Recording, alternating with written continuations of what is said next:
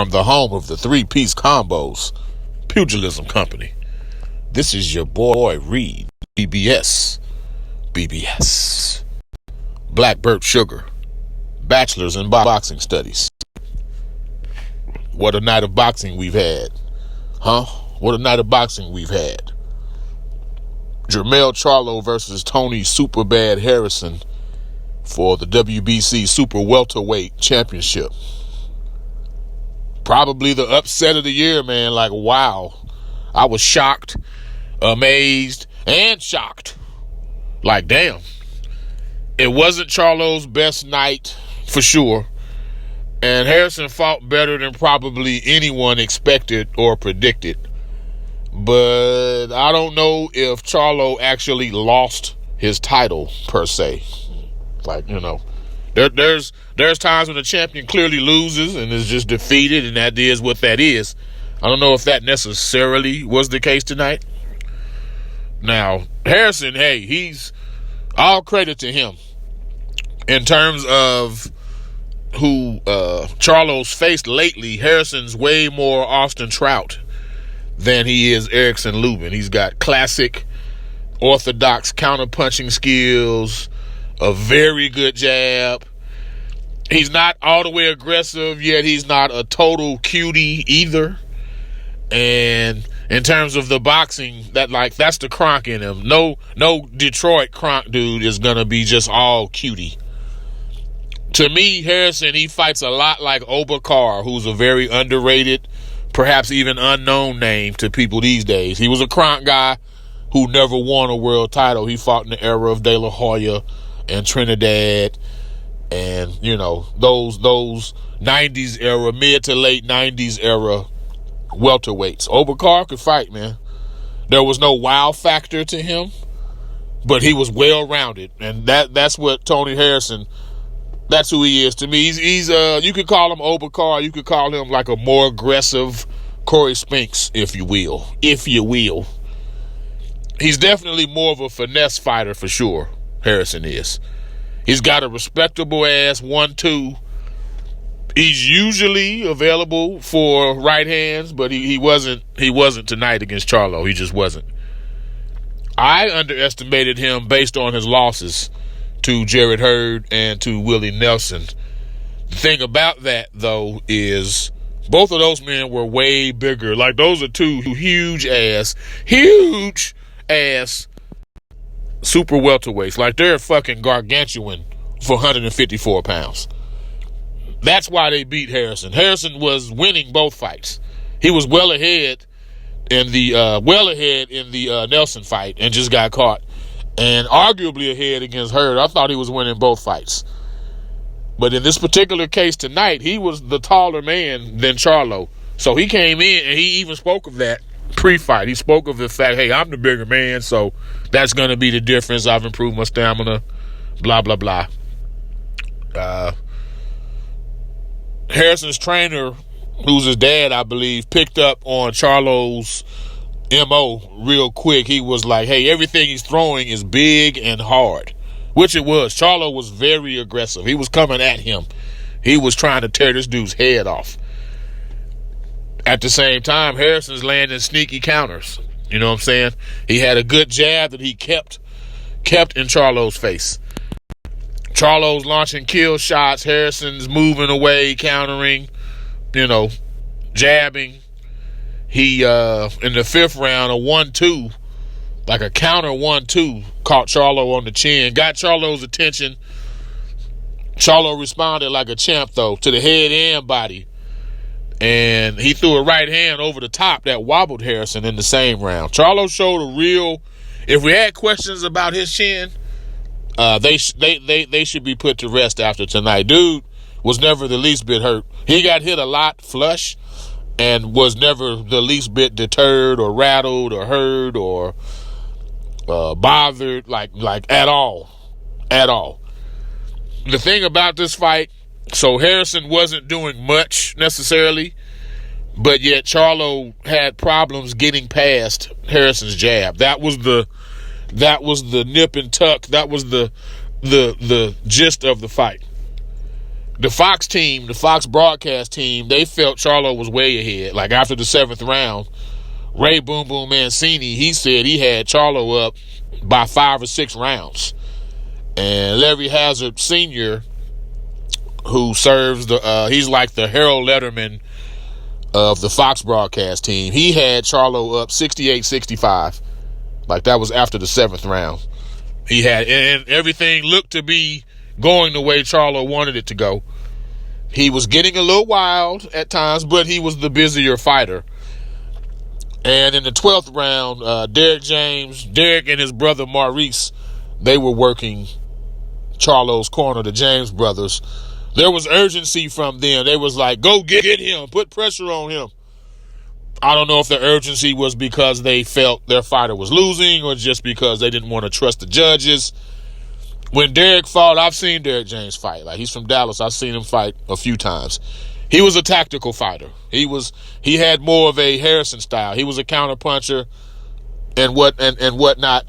So maybe he thought, hey, look, man, just the style of this fight, the ring generalship, the pace, the tempo of this fight has kind of been in Harrison's favor. So there was urgency from Charlo's corner to start round 12. And Charlo responded. He hurt Harrison with a left hand, and then he landed a hard right cross. Like, he finished the fight way stronger. It was a real good finish. Surprisingly, it was a unanimous decision. Scores of 116, 112, and 115, 113, two times. All for Tony Harrison. It was strange, man. Meanwhile, Larry Hazard Sr., again, the Harold Letterman of the Fox broadcast team, he had it 117, 111 for Charlo. Now, that's kind of a too wide score in Charlo's favor, but 116, 112 for Harrison. Like, I don't know, man. The Barclays Brooklyn crowd, they booed. And, I mean, the fact of the matter is Charlo threw and landed more shots. He threw 171 more punches and landed 32 more punches. And even Jared Hurd, who was there in attendance and was interviewed, he felt like Charlo won the fight. And him and Harrison are cool.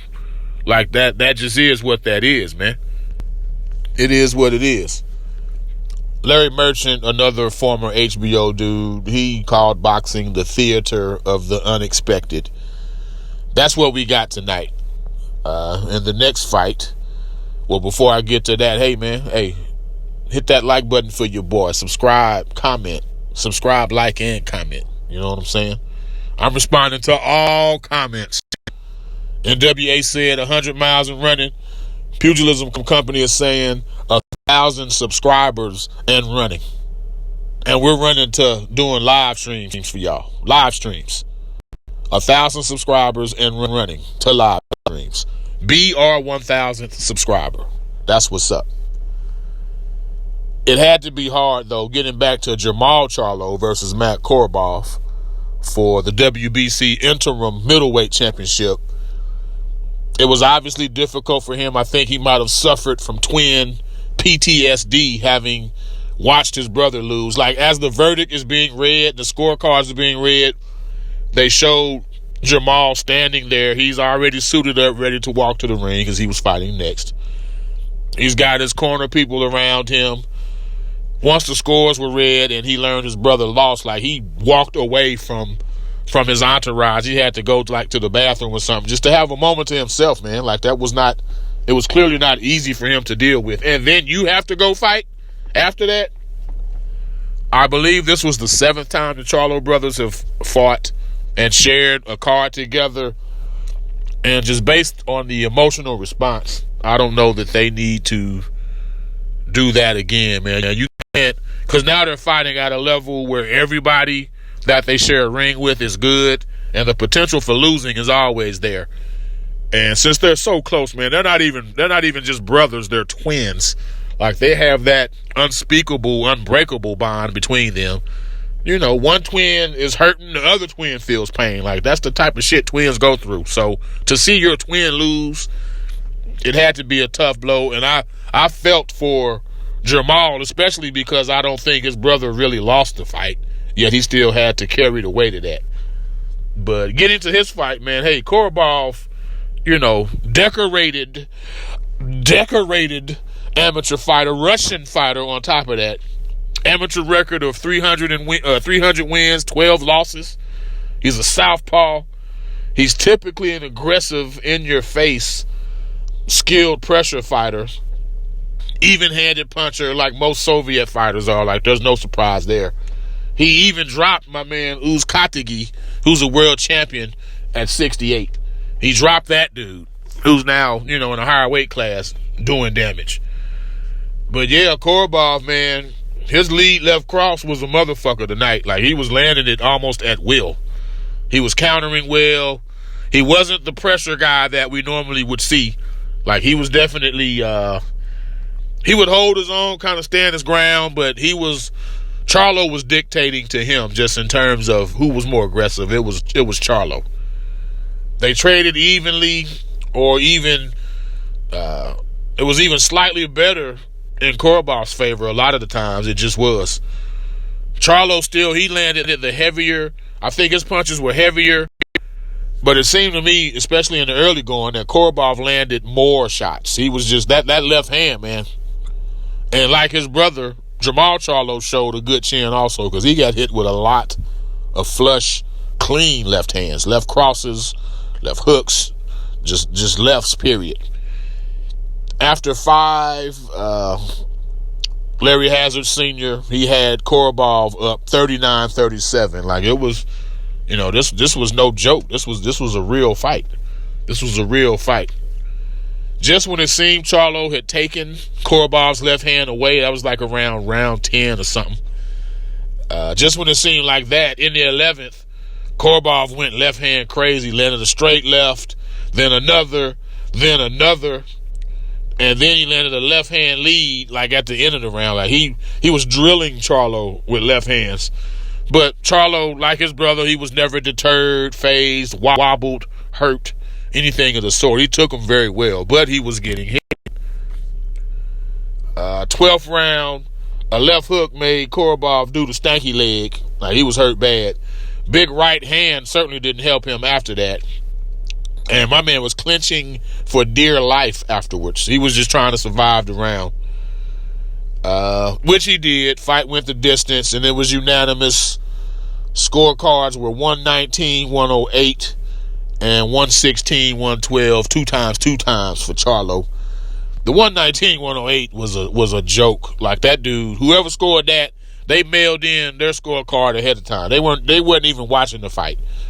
Charlo didn't win by that margin under any circumstances.